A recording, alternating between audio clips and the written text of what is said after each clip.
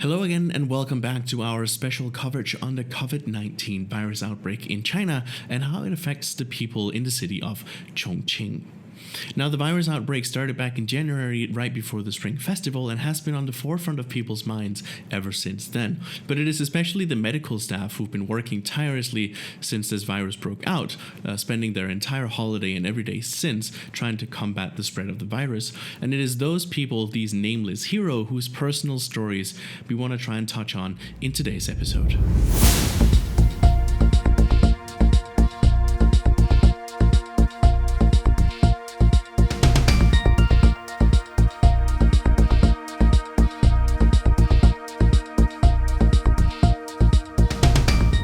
One of the first topics I wanted to talk about in today's episode is a bunch of photographs that have been circling the Chinese social media, especially over the past couple of days, showing the medical staff and how their faces look after wearing their masks, goggles, and protective gear for long periods of time.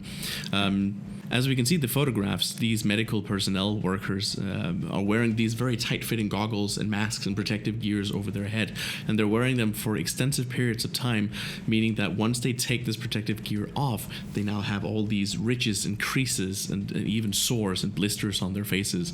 It's a very hard time for them to go through, and many citizens across China and indeed across the world have been very touched by the dedication shown by the medical staff in working through this virus. Not only do they bear the discomfort of wearing the eye goggles, being exposed to high temperatures for many hours, leaving sores behind their face masks or under their masks, but because of the pressure that they work under and the practical considerations of removing their suits, it means that taking bathroom breaks during their shifts is also incredibly hard. But despite the nature of the challenges they face, netizens all over China have been deeply touched by their determination and their tireless effort working to stop the spread of this virus, after which they're still able to muster a smile. Workers and medical staff at the Banan Disease Control Center have been working tirelessly day and night ever since this outbreak started, and they've been working so hard and they've been so busy that they can't even keep track of what day it is at this point. The three ladies who staff the main office have been working 24-hour shifts in turns to try and make sure that the information keeps flowing as fast as possible, and they are resting on these foldable beds in their office whenever they have a chance to lie down. Throughout the night, even while they're working or trying to rest, they have people coming in doing tests for the new virus, more people coming in through the doors for inspection and for isolation.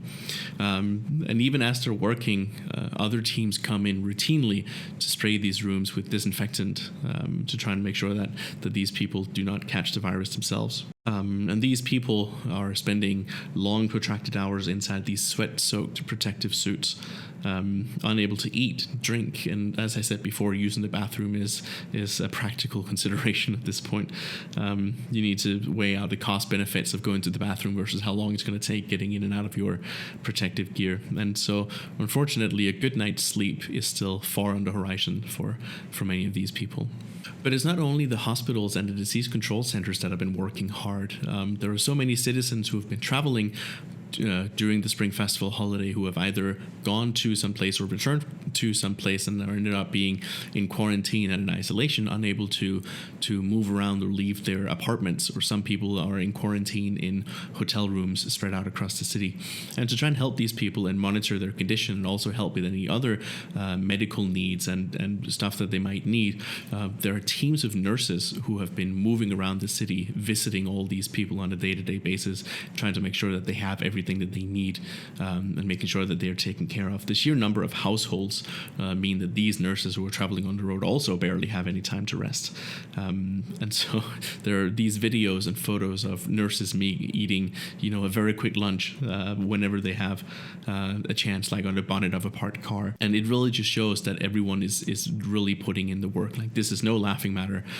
People are not taking this lightly. They're taking this very seriously, and these people are working tirelessly to try and combat this as best as they can and as quickly as they can. In China, the Spring Festival holiday is normally considered a very auspicious time of the year to get married, and it's an opportune moment for weddings and celebrations of that kind. Obviously, with the virus outbreak coming out recently, we are not seeing nearly as many weddings, and many have been told to postpone their wedding dates. One of the very famous wedding dates that people have been talking about this year has been February 20th, because 2020. So that's the day that many people have tried to get married, and unfortunately it's one thing that they may have had to postpone because many of the city offices are maybe not open. Another date would have been maybe February 2nd, just because of all the 2s and the 0s. When the outbreak struck in a place called Yangping District, health workers Tang Xiaoling and his fiancée Zuo Li were only about 10 days away from their wedding. Everything had been arranged, including the honeymoon in Sanya. And after discussing the situation with their families, they decided to postpone the wedding to head to the front lines to work to combat the virus instead. The couple has been praised as a very beautiful couple by leaders and colleagues who are commending them on their tireless efforts and dedication to the work that they're doing.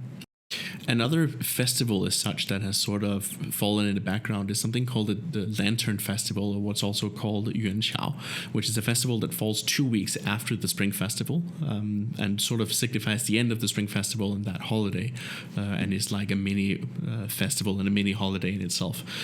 So because of the virus outbreak, much like the Spring Festival itself, many of these celebrations that would normally go on have been cancelled and have not taken place at all, leaving many to sort of be stranded still in their homes and spending time with the family that they have immediately around them, but not being able to celebrate these things the way that they normally would. However, with so many people on the front lines, this yearly tradition has sadly not been possible for them, and they can only watch on briefly through video calls on their mobile phone. And this is one thing, again, about the smart technologies that we mentioned in a previous episode, is that thankfully voice messages, video calls, and like ways to keep in touch with your family, especially during times like these when you can't go and see them, has been a lifesaver for many people. So let us hope the battle against the coronavirus, the COVID-19, will come to an end soon so people can return to enjoying their normal lives, but also so that next year around the time of the Spring Festival, we can have a proper big celebration. Thank you for tuning in, and we'll see you in the next one.